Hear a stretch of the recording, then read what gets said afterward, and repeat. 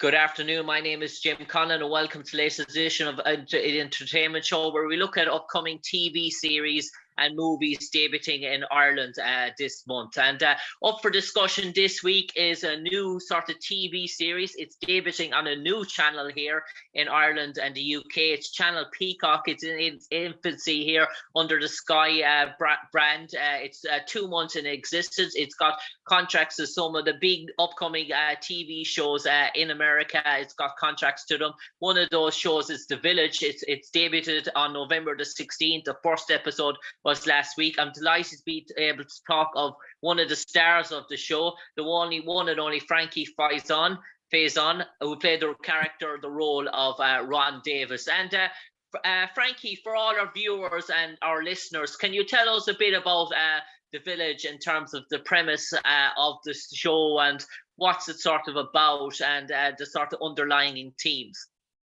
Well, this is show. Thank you for having me on the show. First of all, The Village is it's exactly what it is. It's a village. You know the old adage that it takes a village to raise a child, a family, whatever, and that's what this is. It's about a village, and the village is an apartment building in New York City. And in this apartment it houses all kinds of people, veterans, war veterans. It handles mothers who are single parents. It houses domestic people, families that are having problems between, immigrants and who are being imported and exported, trying to get back home, trying to stay in this country. And under the roof and under the guise of Ron Davis, myself and my wife, we are sort of like the matriarch and patriarch of this building. And everyone comes to us, and it's like a big family that's under this rooftop, and we all look after one another, which is something that is sorely missing a lot in our society nowadays. And it's just nice to be reminded that we can depend on, if it's not our natural family, it can be a family that comes about from association with people we live with, or people we come into contact with, friends. So it's under that umbrella, and it's a very heartwarming. It's funny sometimes, and sometimes it's hard hitting. I play the owner of this bar, who's a sort of bar that's come back, and also the landlord of this building. I'm superintendent of the building. I take care of everything, including everybody's problems. They either come to myself or to my wife, and it's. I think you'll find it very moving, very touching, and very now, because we need that in our society right now. And I suppose that whole complex of an apartment block and not knowing what goes on between one door and the next door, that can give rise to so many sort of writers and script writers, so many sort of plots and so many angles that you can take, because each sort of room, dare I say, has a different sort of story that you can sort of to build on. So you can run probably 2 or 3 multiple themes per episode. Yeah, I mean, it's like and just listening to you talk, I'm thinking about the situation that we have there. One of the kids, his grandfather had the apartment. His grandfather was moved out into an assisted living home, and he doesn't want to be there. He wants to come back to the apartment.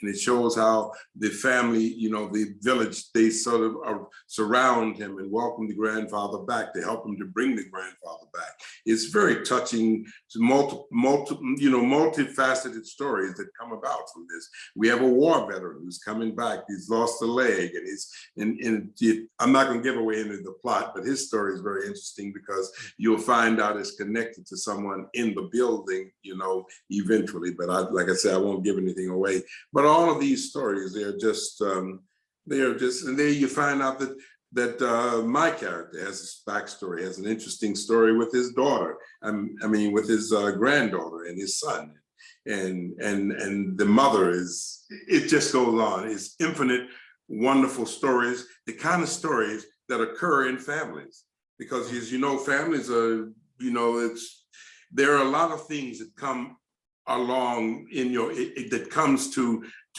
nurturing and taking care of a family. And there are a lot of problems sometimes, there are issues, and there are a lot of joys as well. And so in the village, we hope that we can portray both of them, because we always have our rooftop gathering, which is a place for celebration and a place of welcoming all the new families, and we deal with problems as they come along.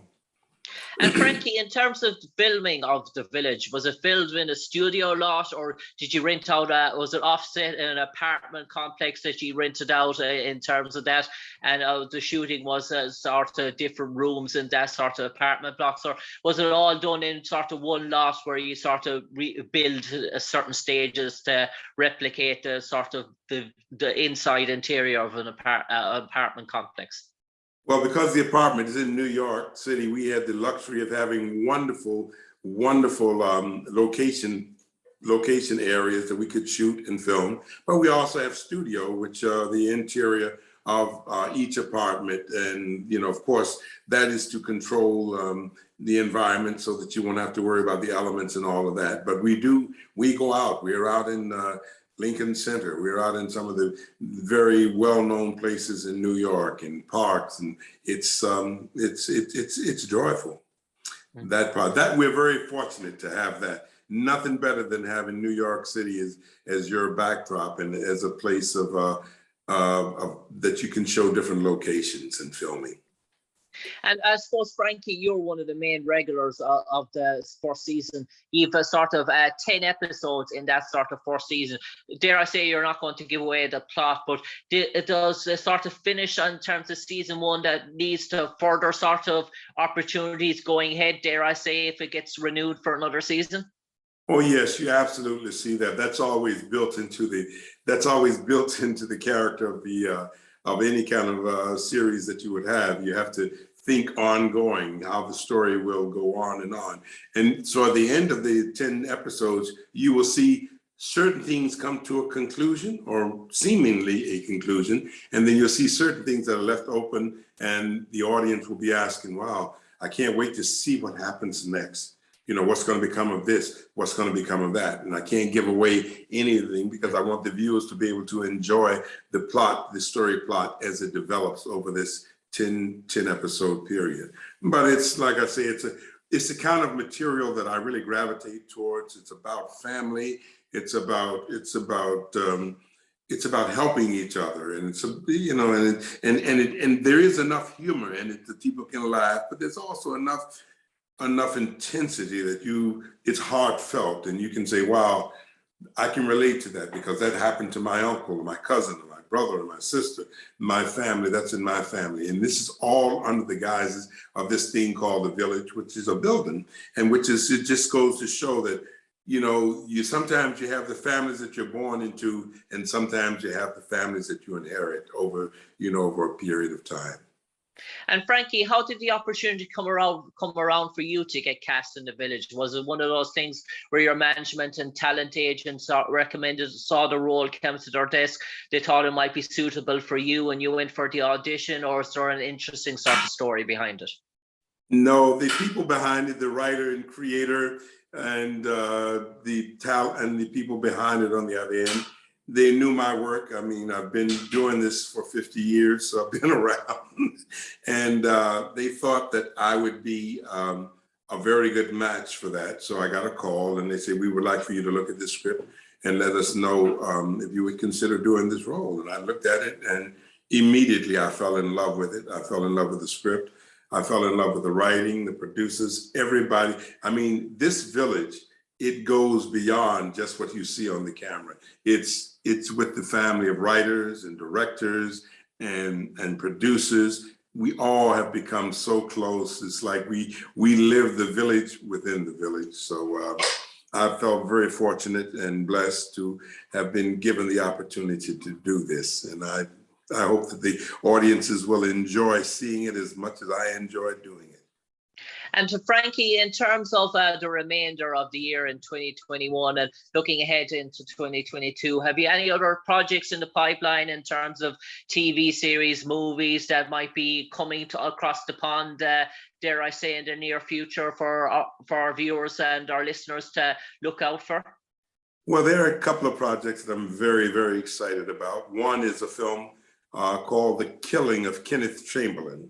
and that's streaming now on, you know, any network, on any place where you can rent a film or something like that. And it's a true story about an event that happened in White Plains, New York. And it's very, very passionate, very heartfelt. It's a tough film, and I would really advise you guys to take a look at that if you can get a chance.